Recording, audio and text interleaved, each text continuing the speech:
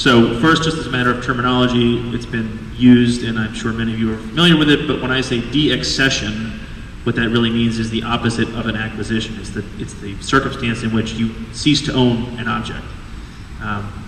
So the AAMD, the Association of Art Museum Directors, which I'm going to focus on because they've really been the most robust in this area, has two policy papers that bear on this issue. One describes the organization's view of, quote, art museums, private collectors, and the public benefit. This directive describes and celebrates the concept of the public trust, which Mr. Brodsky touched on to start with. Namely, museums, whether public or private, hold cultural objects that reflect the greatest achievements of human creativity. In this light, the AAMD poses a dozen or so questions to its members to be analyzed when considering the acceptance of. These questions relate to the relationship between the object, but they also relate to hard object provenance, which is another word for it, and restrictions on the gift that might tie the museum's hands later, which we heard a little bit about and I hope we'll talk about. The more directly relevant paper from the AAMD is called Art Museums and the Practice of Deaccession. Fairly obvious. This paper identifies and seeks to enforce two fundamental principles, as they're called, to be observed when considering a deaccession. They are first, the decision to deaccession is made solely to improve the quality, scope, and appropriateness of the collection, and to support the mission and long-term goals of the museum.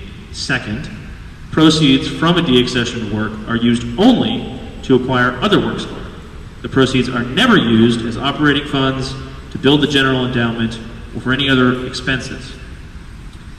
Collections decisions are thus commended to the long-term goals of the museum, not to its financial health, which raises the flag for the first time of a tension between the nonprofit duties and enforceability and the museum's mission.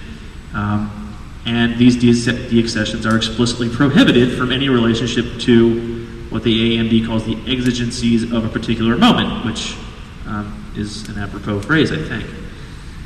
A corollary to all this is that the directive that deaccession decisions be transparent. Public debate is encouraged on the quality, redundancy in the collection, questionable provenance, condition, or historical importance of the object. And likewise, the museums are directed to consider the circumstances of the accession. Where, when, and how did this thing come into our possession? Is the donor alive? How will he or she react? Are there heirs of the donor to consider? These are moral considerations that are placed in the center of this ethical framework. The guidelines do create an exception for an organizational shift, similar to the Cypre concept. If the Museum of Painting becomes a Museum of Transportation, for example, then we're talking about a new mission, a new circumstance. Maybe the answer is different. So, in practical terms, what does all this mean, and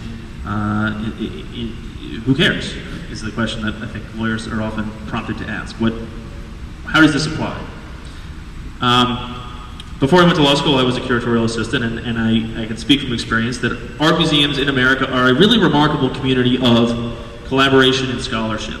To take one example, traveling and temporary exhibitions that we take for granted and that we all enjoy are the end result of an exhaustive process that begins with the conceptualizing of the subject of the show, identifying the desired objects, and obtaining loans.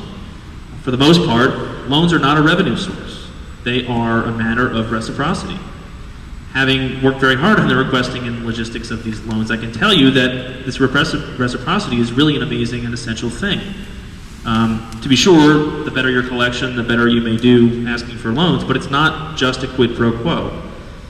It's the collective commitment to scholarship that drives that. For example, the Millet show that I worked on, we borrowed a number of pastels from the MFA that can only be brought out every 20 years or so. This is dust on paper. You can't just carp this stuff around. But they got on board, they believed in our show and our concept, and the pieces got viewed and discussed and interpreted in a way that hadn't been done in 30 years or so. And it wouldn't have been possible without that collective attitude.